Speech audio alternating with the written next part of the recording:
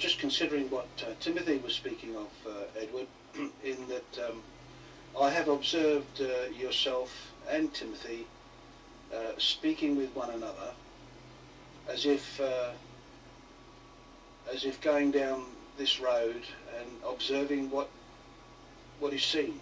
Both of you speaking what is seen to one another. Not necessarily both seeing the same thing, but in that communication there was you would put it, a walking together. Now this doesn't happen all the time. A lot of the time I observe there is a conflict arises, or a situation where there is a elevation of you as not only the operator of the room, but as some sort of guru, and you are elevated by others. I've also seen the reverse, where you are denigrated, but mostly people are in conflict with you because they wish to intellectualize some of the things that you speak of. However, the interesting thing about everybody that comes into this room is that everything that is possible happens, as I see it.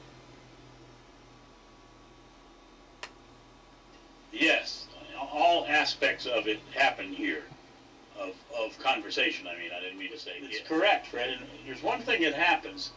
None of those things do I mind, the denigration part nor the elevation part. If there's an elevated thing happen, if someone says, well, this guy knows something that I don't know, there is a thing for them that happens. It leaves a space in their mind that there might be something they don't know.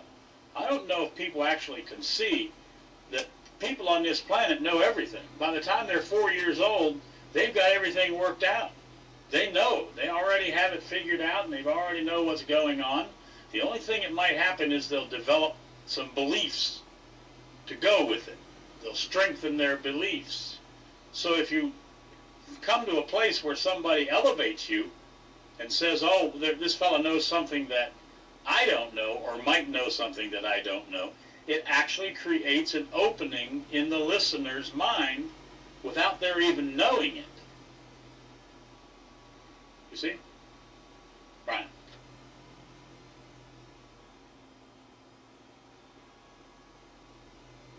Do perfect questions, what I mean by perfect questions, for anyone who hasn't heard that term before, is questions that you don't already know the answer to. Do perfect questions call forth the answer? That's actually, it's a huge thing. Well, surely, a perfect question obviously does not call for the answer. It calls for an answer, and it calls for an answer that has a question included in it. The perfect answer has a question as a part of the answer, and if it doesn't have a question as a part of the answer, then it's a belief. Timothy.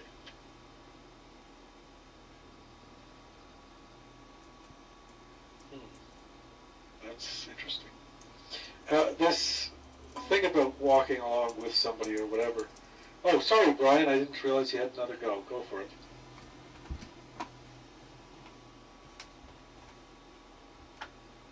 All right, I'll jump in while he's taking the phone thing there. Edward, I used to do something with people that I was doing software development with. This was a technique that I worked out. I called it brainstorming. And the rule was that everybody had to say something, and it had to be, they deliberately had to say things that were stupid, okay? And the idea being that everyone had to say whatever they say, there'd be no right, there'd be no wrong. It was just to get the stuff going so that nobody would feel that they were, they had to shine, they had to prove anything. Why am I telling you this? Basically what I'm trying to do, I'm giving you an example of something I did that achieved a high level of communing with other people, where the egos got set aside and we did some really good stuff. Is this in any way related to what you're talking about, walking with people?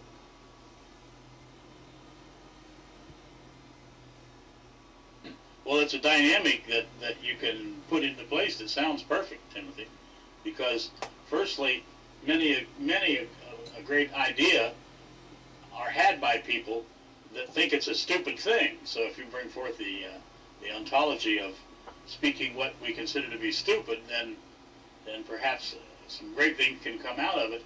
But for sure, it negates the need to be self-conscious about what it is that you're going to say. I guess one thing, by virtue of the way I run this room, is self-conscious people probably are not going to say much in this room, because it's been said that I have a tendency to cut people down in this room. Of course, that's a lie. But I do have a tendency to be sharp or say some strange things that causes self-conscious people to stay off of the microphone in large numbers. But whether or not that's anything like what I'm talking about, I do that sort of thing. I have been doing that sort of thing in this room since the beginning of when I've had it open.